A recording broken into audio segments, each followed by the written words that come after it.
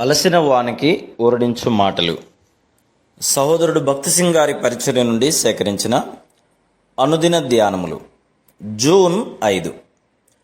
క్షయమైన ఆహారం కొరకు కష్టపడకుడి గాని నిత్య జీవము కలుగజేయు అక్షయమైన ఆహారం కొరకే కష్టపడుడి. యోహాను సువార్త 6:27. విశ్వాసులముగా మనం ఆకలి కొనిన వారికి జీవాహారమును ఎట్లు ఇవ్వగలనో ఎరిగి ఉండవలను. మన ప్రభు నష్టపడుటకు ఇష్టపడడు. యోహాను సువార్త 6:12. మన సమయమును వృధా చేయకూడదను పాఠమును మనం కూడా నేర్చుకుందుముగాక. మన డబ్బు కూడా వృధా చేయకూడదు, అనవసరంగా ఖర్చు చేయకూడదు. మనము లెక్క చెప్పవలసిన వారమై ఉన్నాం. నేను వివిధ దేశములకు ప్రయాణం చేయట్లో 10 నెలలు గడుపు ఆధిక్యతను కలిగి ఉంటిని. ఆ నెలలన్నిటిలో నేను ఒక టూత్ బ్రష్, 2 టూత్ పేస్ట్లు, ఈ 3 వస్తువులు మాత్రమే కొంటిని.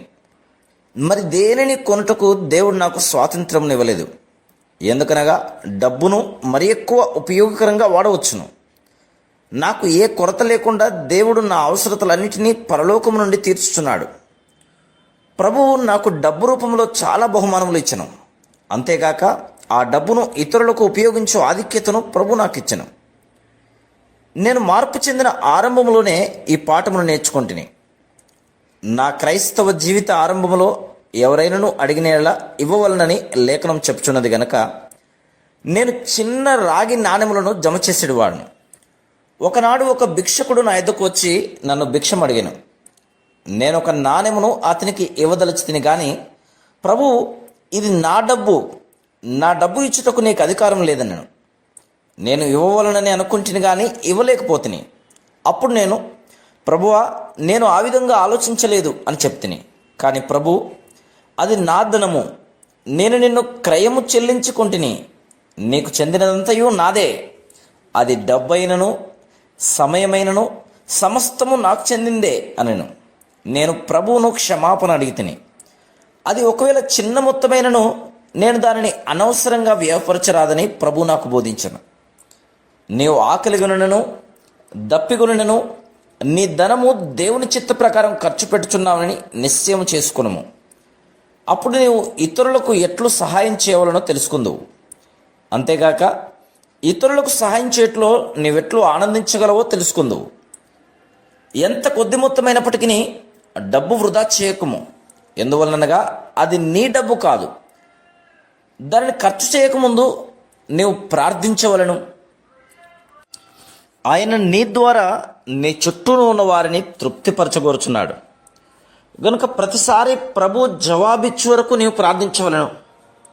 నీ బలం విషయంలో కూడా అంతే. నీకిష్టమైనన్ని సార్లు నిద్రించవచ్చునని నువ్వు చెప్పజాలవు.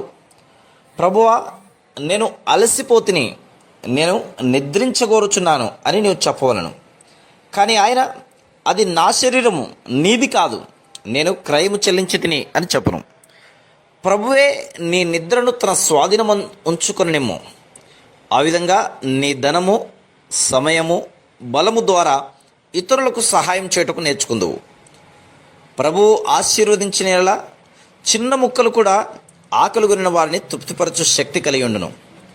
ఏదియును వృధా కాదు. నీవెక్కడికి వెళ్ళినను దేవుడు నీ ద్వారా పనిచేయటం చూడగలదు. మన ఎడల ఆయన ఉద్దేశం అదే.